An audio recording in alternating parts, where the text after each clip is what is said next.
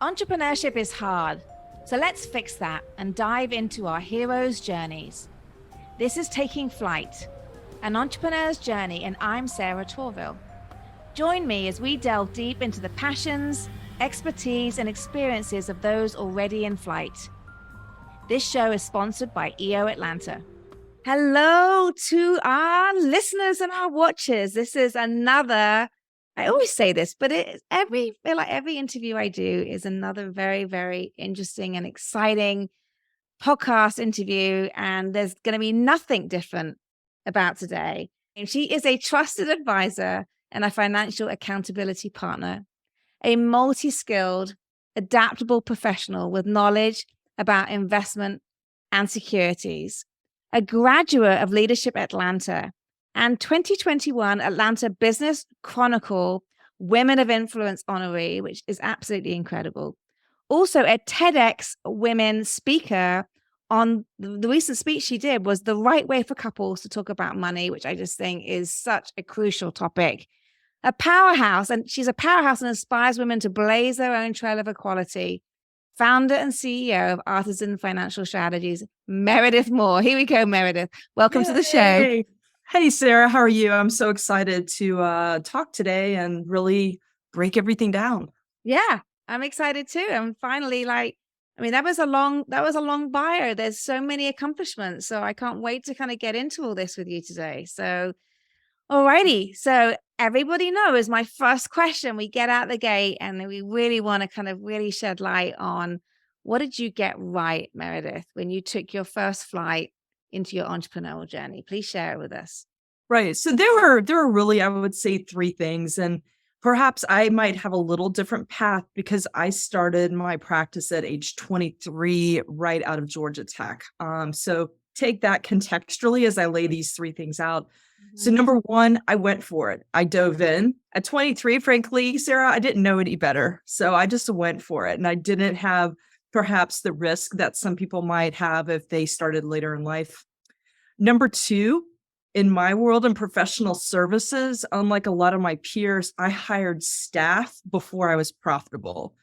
And at 23 and 24, I knew that if I wanted to increase my top line faster, I had to do that. And, in the mid to late 90s, that was a contrarian thing to do very early in my practice. Okay. And then number three, I spent almost 30% of revenue on marketing early on because I also knew that would drive my top line. And at that time in the late 90s, there were all sorts of MBA studies about what Coca-Cola was doing with marketing. And so I kind of took a idea from their page and just really invested there.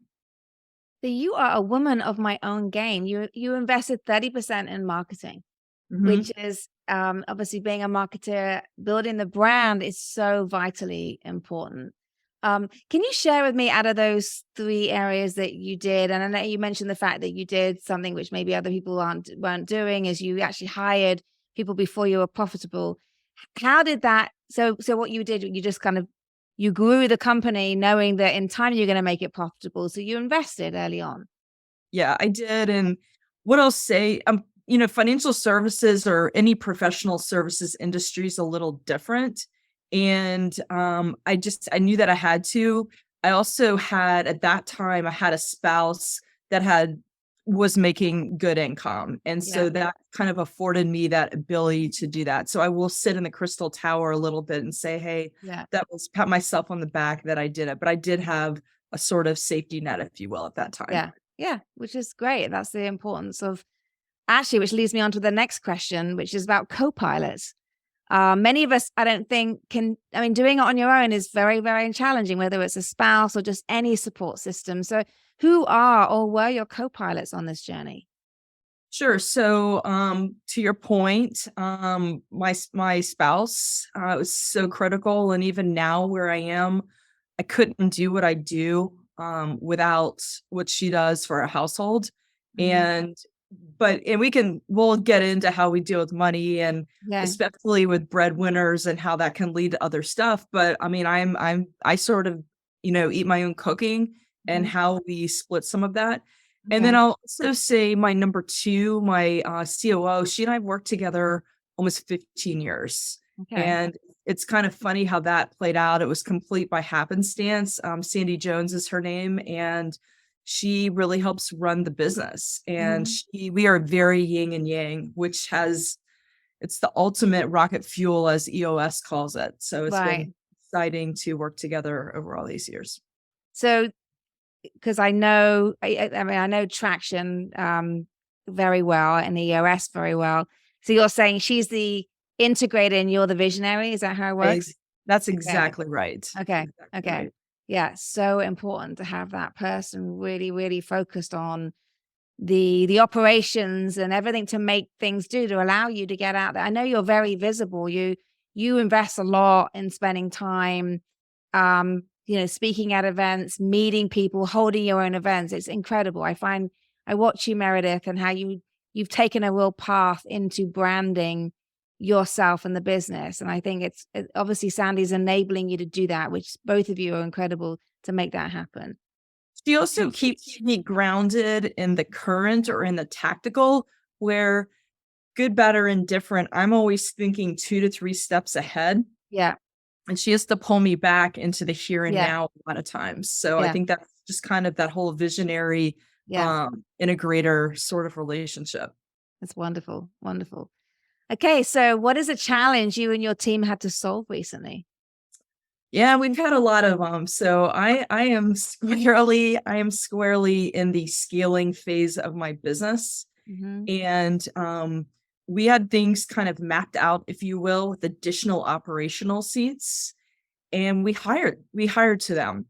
Now we hired them in not the right way. We hired them on a shoestring budget. Yeah. And so we brought C players to the table. Okay.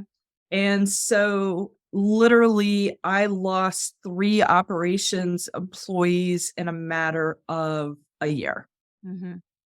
1 termination, which was really, really, really ugly, and then 2 resignations, with their own review Yeah. of their performance. So, again, so we've had to recalibrate and rethink and learn from those mistakes. And so the learning on that, in answer to your question was, and we know this, is I should have paid more, hire Mhm. the A player, and maybe have fewer seats to not do it as quickly. So that was my Right. big lesson, and we've recalibrated and we're getting ready. We're in the process of hiring again right now. Okay. Okay. Well, that's a great learning. I mean, it takes the learning to get it right next time. So, Yep, yeah. So maybe go from 3 C players to 1 A player, or I don't know. Yeah. exactly. It's the Yeah. same budget to do that. Yeah. Yeah. Oh god, isn't it? I wish it was easier. I wish running a business was easier, but there's just constant challenges. But It's the people element that'll get us every time. yes, no, I agree. As soon as you feel like you got things figured out, you haven't. There we go. Surprise! Crazy. Yeah. There's always something. So, but I'm really glad that, you've been able to work on that challenge. It sounds like you're turning it around. Um, so I suppose so your advice there to people who may be going is to maybe, like you say, reduce the number of seats, invest more in the people. How do you think though? I mean, sometimes it's really hard to know what an A player looks like. So are you planning to work with any kind of recruitment partners? Like how are you able to define or even make sure you are hiring the next A player? Sure. So the financial advisory industry is a little different.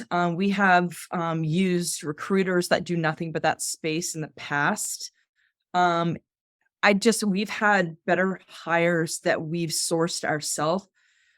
Really, in my world, unlike a lot of other businesses, I can go to some of the top firms and try to poach, Yeah. for lack of a better term, their best operational talent. Right. Um, and I have to have a very different offer, Yeah. not just Yeah. monetarily, but they're helping grow something. And so I have to come in with our own sort of secret sauce on why they need to stop working at the massive firm and come Yeah. work with us. Yeah. So, Yeah. No, definitely. So this is where the marketing comes in. This is like the yep. pitch, the pitch, the message. But how refreshing to go from maybe a large corporation to a smaller, agile agency, which is also very focused on women, I believe, as well, like women financials, which Right. So yeah. we have 2 niches. One are women breadwinners, Mhm. and I did a lot of research on that topic too. So about 5 years ago, I got very clear. It was very hard to niche. We all know in our businesses, that's MBA 101, the last 10 years is niche, but Mhm. our industry doesn't teach us to do that. It has taught us to you do business with anybody that Yeah. breathes. Yeah. That hasn't served me, and so I drew a line and said, "Look, I've worked with so many women in senior leadership Yeah. and women founders over the years. I know this space. I see what happens with a spouse and how Mhm. this plays out." And so I actually, Sarah, I reached out to all the academics in the world because there's only 5 that had any body of research around this. Right. And between that and my 24 years of experience and working with couples and all their financial planning, I started to see trends, and so that's where I started writing content and all of Right. that. I'll also say our junior advisor, Adam Tolliver, specializes in Black families and intergenerational wealth. So we've really kind of leaned in to those 2 markets, and Mhm. it's been a lot of fun. Good. Good. Okay. I want to get more into that in a moment. But that is exciting. So Meredith, is there a favorite book that you want to share with our listeners that you just think has been enlightening for you on your pathway? Sure. So actually right now I'm reading a book called The 7 Stages of Money Maturity. It's by George Kinder. I think in my space, people think it's just technical and finance. Hell, I believed that for years, but it's all psychology and really understanding people's story on money. And so that book has been really insightful for me as I work with couples to help unwrap that. I mean, there's a whole area in my industry now called financial therapy. I Right. do not practice that, but there's a lot to it. The other big one that's a business book that I absolutely love. I'm a big Ben Hardy fan, Mhm. and it's 10x is easier than 2x by Ben Okay. Hardy and Dan Sullivan. 10x is easier than 2x. Mhm. That sounds interesting. It's I the need to check concept that of out. 10xing your revenues Yeah. is easier because you can scrap all your old paradigms essentially, Right. as opposed to just trying to double revenues. Okay. Okay. And who is the author of that book? Yeah, Benjamin or Ben Hardy and Ben Hardy. Okay. And who, sorry? Dan Sullivan. Dan Sullivan. Okay. Thank you for sharing that.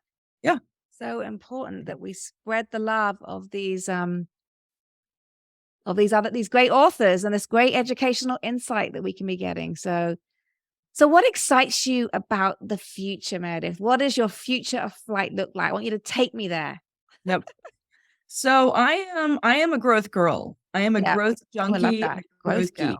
Okay. Um, so I think right now I'm on this process of scaling this business, which sometimes I feel embarrassed that I didn't do it faster. I'm 24 years in, and it took me what it took me. But we're starting to grow very rapidly right now. So this process is starting to be really fun. It's scary at the same time. I'm like many of us, I'm on a roller coaster.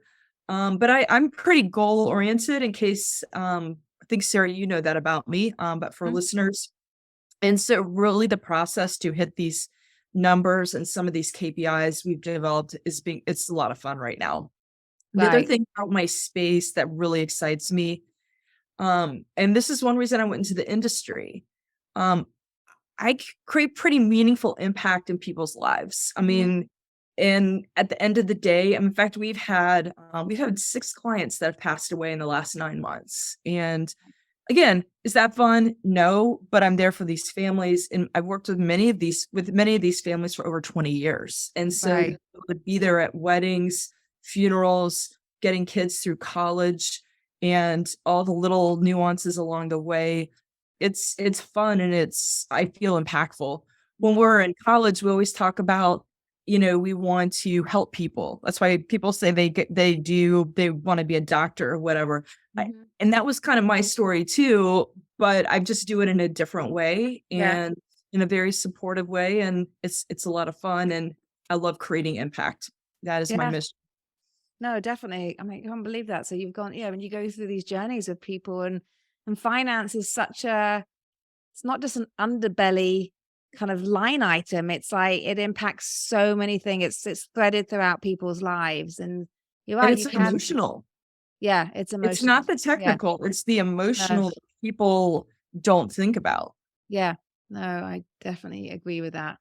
Um, Especially when it comes to, and we can get onto this a little bit more later, but I just think the whole topic between, I've heard you talk about it before, about how, having a financial conversation with your spouse, is a challenging one to have because, particularly in my relationship, my husband sees that as his role. And it's like, and I see that as our role. And, it's amazing how people can clam up when you want to have this conversation. Your situation is identical to what I see over and over again in how Yeah. decisions are made, Yeah. especially if she is out earning him. She will Yeah. want to collaborate with him and get input. If he comes to me, though, typically, this is not always Yeah. true, but the need to collaborate is not as great. Right. And so it's again, these things are fascinating. They're not wrong or right, Yeah. but I do talk about it, and I talk about a monthly cadence of running a financial meeting together, and I kind of lay out certain things that need to be covered in there, but it shouldn't be hard. And there's a lot of wine jokes about that meeting and my TEDx, but it's so important. And I have I've yeah, listened but to it that. is. Yeah. Yeah, it's Yeah. very important. Mhm. I will tell you, I have so many women that are very, very resentful in their relationships when they're the breadwinner. And Mhm. Yeah. it doesn't mean that they're wrong or they're right. It kind of is. And to your point, we have these sort of gender roles that were Yeah. sociologically baked into us on what is right and wrong. And Yeah. we've got to learn to just let that shit go. Yeah. No, I agree. Let that shit go. Like it. If anyone wants to take anything away from this podcast today, is let that shit go. Um, a monthly meeting with our spouses sounds, oh my gosh, my husband would be dreading it. But you know what? Probably needs to happen with a bottle of wine. Well, I tell people it's like getting on the scale. It's a data Yes. point. When we look at stuff, Yeah. it's not meant to be judgmental, but I No. break it down to like monthly. If you're just updating expenses together, not that it's wrong or right, because most people I see have no idea what they spend per month. And Yeah. I'm not the budget police, Yeah. but if you don't No. know what your monthly spend is, you don't know how much you should have in emergency cash. If Yeah. you want to move to work optional or start another business at some point, you don't know what you're saving to. That's true. That's true. Mhm. It's necessary. Yeah, like you say, I try and avoid those scales. But It's- it's that data point. But no, Yep. it's making a lot of sense, Meredith. So who are you? Talk to me like pre-flight. I mean, I know you started in business. I think you said 23, a graduate from Georgia Tech. I mean, that's quite incredible. I don't know many people which go straight into Mhm. entrepreneurism because we feel like we've got to go get the training first. Right. So, I don't know how much you can share with me Yeah, before absolutely. you went Yep. in, but yeah, I'd love to hear it from you. So, I did my freshman year at Rice University and was a Division I swimmer. I ended up transferring back in state, finished up an industrial engineering degree at Georgia Tech. And along the way, I realized really didn't enjoy the academics as much as I thought that I should. And so Right. I got really involved in groups and leadership. I learned how to put on massive events. I learned how to fundraise. I learned how to get friends to help me. I was building small businesses at that time, Right. if you really look at it. And ironically, the person that gave me my identity was the dean of students at Georgia Tech at that time in 1996, 1997, Gail DeSabatino, because she nominated me for an award that I didn't even know existed. It was basically Student Entrepreneur of the Year, and I ended up getting a check from Mr. First to the Right. Tech, if you know the First Center of the Arts. And so I got a $10,000 check and I was named Student Entrepreneur of the Year. And so therein became my identity. And Yes. That's in amazing. 1990, yeah, and in 1997, the concept of buying a business was go buy a Subway franchise. Right. And so, financial services was a place where, I'd gone to Georgia Tech. I had a good bit of education. I quickly learned that I was smarter than the average person out there, basically, and certainly in financial services at that time. And so I was able to, get licensed, get trained, and start building something very early on. Right. No, you're right.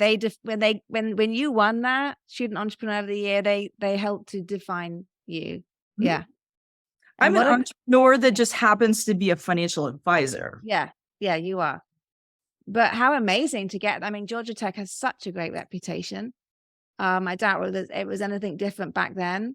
So that's an incredible award. I love the fact that was that carved your path for you. So so were you born and raised in Georgia?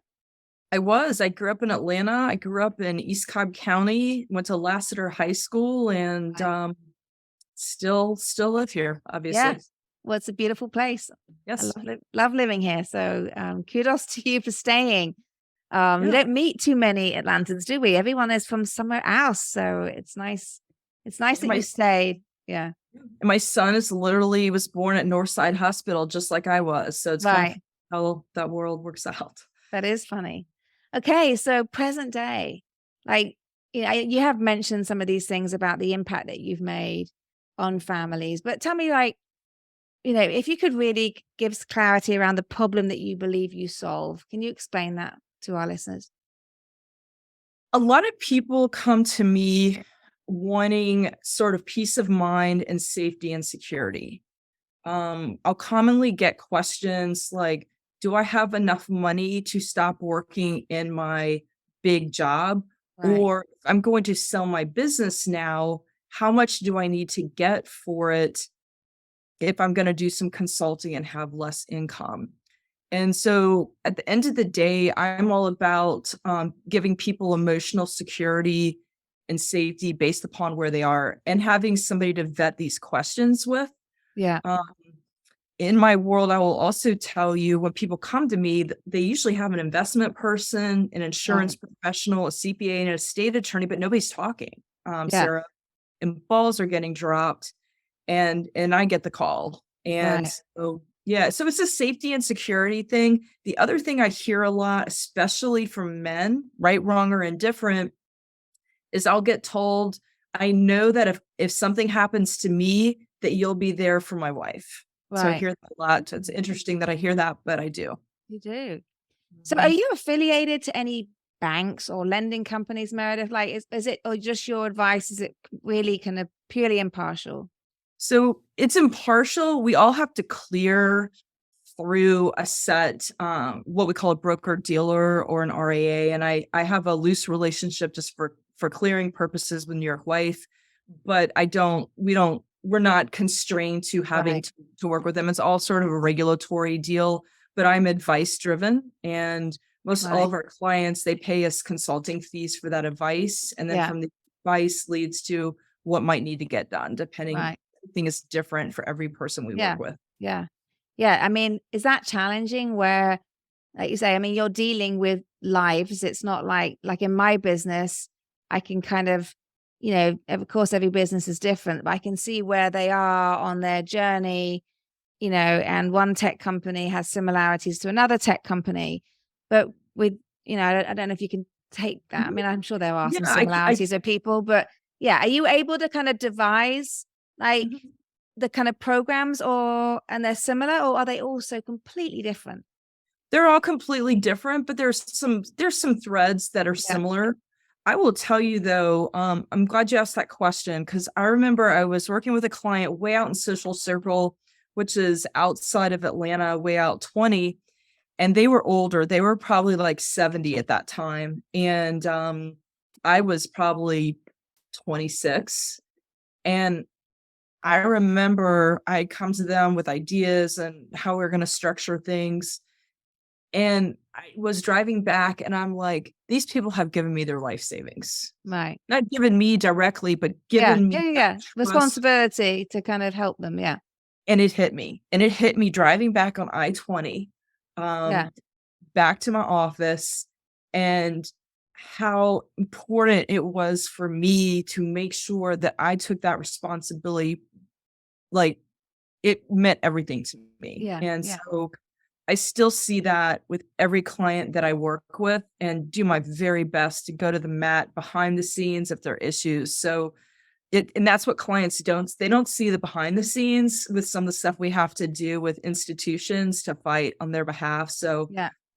but that's who I am, and back to impact. That's why I do what I do. Yeah. That's really, really very powerful. And obviously people trust you, Meredith. And now you've got all these years of experience as well. So, and again, it must be, I mean, when you're 27, it's hard to get people to trust you when you're still learning life yourself as well. So you've done very well to keep this going and to continue to grow the company. So congratulations to you.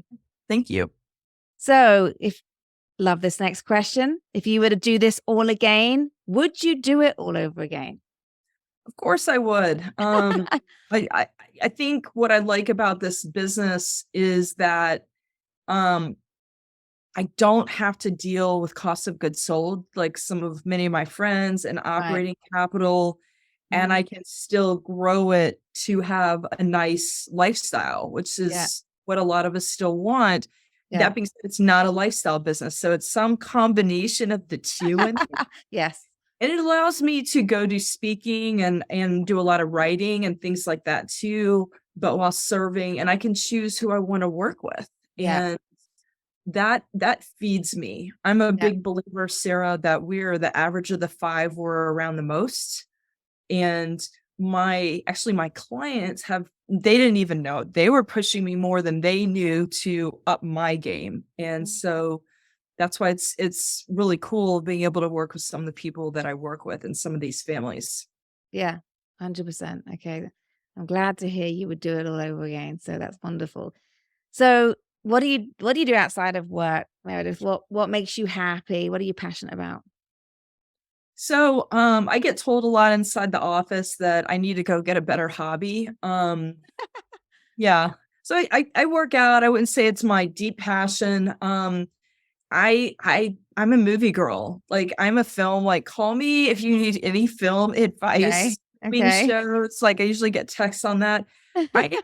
I enjoy putting groups together. You kind of put it. I'm a connector, Mhm. and as you know, I have this luncheon series called Interesting Women Leaders in the ATL, and that has allowed me and afforded me the ability to meet anybody that I've really wanted to meet in Atlanta for the most part. Yeah. Yeah. And that's been fun. And I love speaking to diversity, equity, and inclusion groups, especially on this using money as a platform for women to create power within themselves and within their relationships and with what they're doing to create meaning in their life. Mhm. So I do a lot of stuff there. I also do a lot of stuff in the brain tumor community because in 2005, 6 weeks after having my son, I was diagnosed with something called a glioblastoma. And I'm internationally, one of the longest living survivors that is sort of public and that's out there. And so while I don't live in that community constantly, I typically I'll get a call from friends of friends. Hey, will you talk to this family? And so I try to give back that way. So that's Wow. kind of something that I feel sort of this moralistic obligation Yeah. to continue to serve and let people know there is hope and where to go. In fact, one of my dearest friends, that's from England, she started a nonprofit tech company to help GBM or glioblastoma patients and their MDs. And she passed away now about a year and a half ago. She had written a book. She was a major publisher up in Manhattan, and just got it finally in the mail. And I was acknowledged in there. We had become good friends. So Right. the reality is everybody for the most part dies with that disease, and usually within Yeah. 2 to 4 years. Oh my gosh, Meredith. So Yeah. having a 6-week-old son at the time and dealing with that, and obviously being an entrepreneur, you were running a business. Yeah, my Yeah. my mom died when I was amidst chemotherapy, and then I got divorced about 9 months after that. So Wow. that's why in EO Atlanta, we had to talk about who our hero was. I always said Tina Turner. Ironically, I've had to reflect on that a lot the past few days. So, but it's the tenacity, it's the ability, the resilience. Yeah. And, all of us that are entrepreneurs, most all of us are resilient, or we still wouldn't be in business. I know, 100%. We wouldn't still be doing it. We would have quit by now. Yeah. Yeah. And you're right. Today does mark, Tina Turner died this week. So if anyone's thinking about when was this recorded, it was recorded that week, and shocking. But yeah, I mean, celebrating. But actually not so celebrating. much. Yeah. So no, celebrating shocking. everything about her is so important. It is important. And she's was one of the most resilient women. Ironically, because I watched streaming, I had watched her HBO documentary about a year ago, and that was her goodbye. Basically, she made that clear then. So okay, it is sad, but what an amazing individual. Yeah, phenomenal individual. Went through so much hardship. Yeah, conquered it all with a stunning voice, and wore leather skirts at the age of 60 years of age or 70. So yeah, we can all live like Tina Turner. She simply is the best. And I think, Meredith, you're one of the best too. I've really, really enjoyed talking with you. So how can people connect with you? Absolutely. So people can connect with me on LinkedIn. Again, my name is spelled Meredith, Moore, Moore. As well as if you do want to email me, please feel free to reach out. MMOORE at Artisan, ARTISANFS online.com. So perfect. Okay. Really enjoyed our time together today, Sarah. I did too. I loved our time together. Thank you so much, Meredith, for joining us and for sharing, your interesting pathway of entrepreneurship, which has been going on for 24 years, which is amazing. Thank you. Yeah. So thank you to our audience. If you learned something today, maybe we made you laugh. I hope everybody did love the way I made that connection of Tina Turner, simply the best, and to Meredith. I mean, you got to give me some credit for that. It was like, I'm all about making those whole seamless connections. So no, please tell people about the podcast. This can extend well beyond Atlanta. It serves every entrepreneur going through their journey of building their business. So again, Meredith, it's been such a pleasure. Thank you so much, Sarah. You're welcome. And this has been another exciting episode of EO Atlanta's Taking Flight. And I look forward to seeing everybody next time. And so that wraps up another episode. Thank you for joining. For show notes and other episodes, visit us at takingflight.live. For more information about EO Atlanta, visit eoatlanta.org.